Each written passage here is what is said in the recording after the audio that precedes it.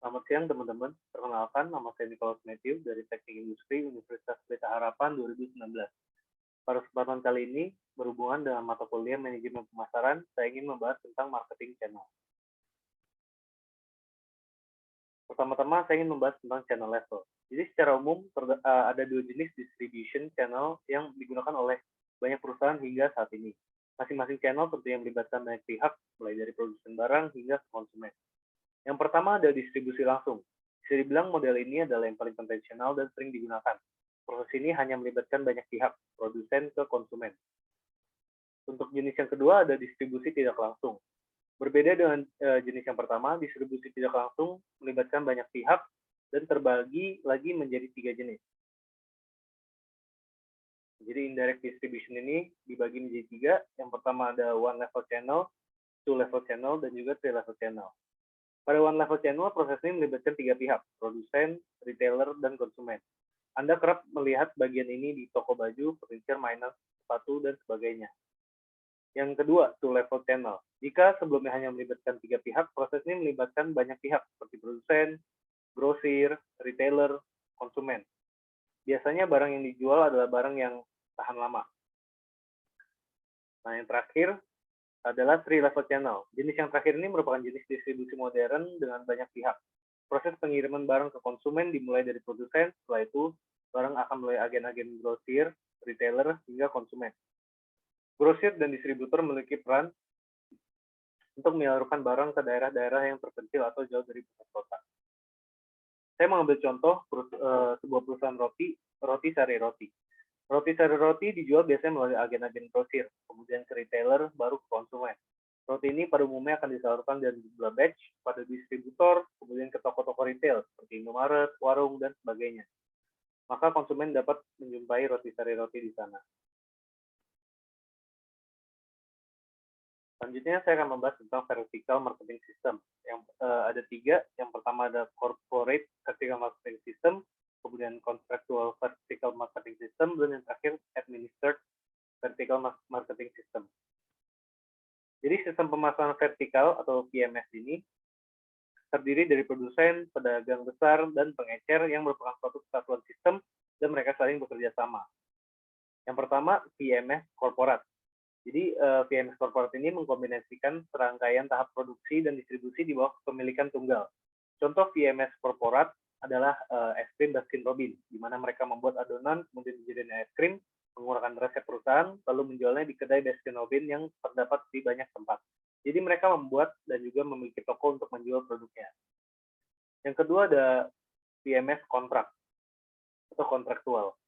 Jadi VMS kontrak ini merupakan perusahaan independen di tingkat produksi dan distribusi yang berbeda, yang melakukan penggabungan program berdasarkan pada suatu perjanjian yang lebih menguntungkan daripada melakukannya sendiri.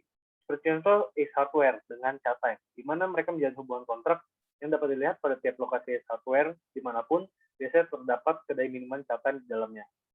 Hal ini akan menjadi saling menguntungkan.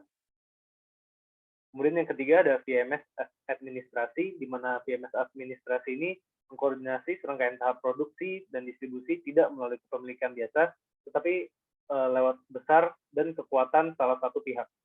Jadi produsen yang kuat dapat mempertahankan kerjasama yang kuat sehingga mendapatkan dukungan dari penjualnya. Misalnya merek Pocari. Pocari itu merupakan contoh produk yang cukup mendominasi di pasar. Produsen Pocari dengan mudah mendapatkan dukungan dari distributornya karena produknya sangat mendominasi di pasar sebagai minuman isotonik.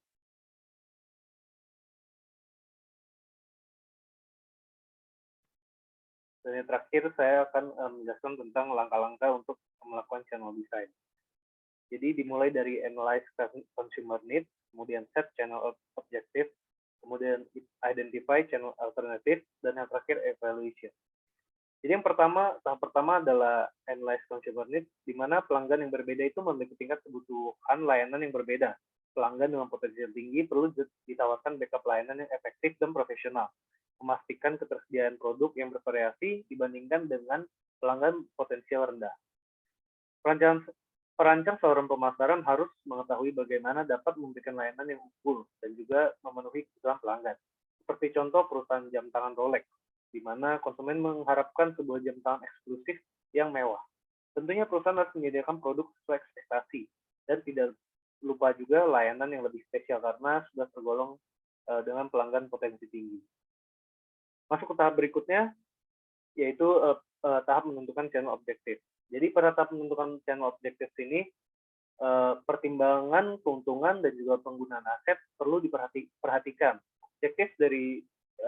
Objektif setiap channel bervariasi tergantung dari produknya.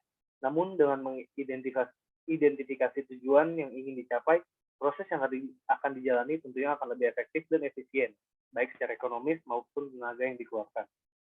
Setelah menentukan tujuan, kemudian masuk ke tahap selanjutnya, yaitu mencari alternatif lain yang dapat menjadi opsi kedua apabila opsi awal kurang optimal. Contoh saluran yang biasanya memiliki alternatif adalah bagian distribusi. Strategi distribusi apa yang ingin digunakan? Apakah distribusi intensif, selektif, atau eksklusif? Seperti contoh distribusi eksklusif, di mana strategi distribusi ini membantu untuk meningkatkan image produk dan jual beli yang lebih eksklusif.